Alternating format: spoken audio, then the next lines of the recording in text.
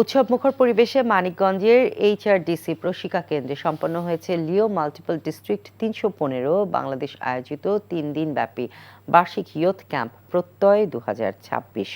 সকালে বর্ণাঢ্য প্যারেড ও উদ্বোধনী অনুষ্ঠানের মধ্য দিয়ে শুরু হয় ক্যাম্পের মূল কার্যক্রম। উদ্বোধনী অনুষ্ঠানে উপস্থিত ছিলেন লায়ন্স ইন্টারন্যাশনালের ডাইরেক্টর লায়ন নাজমুল হক।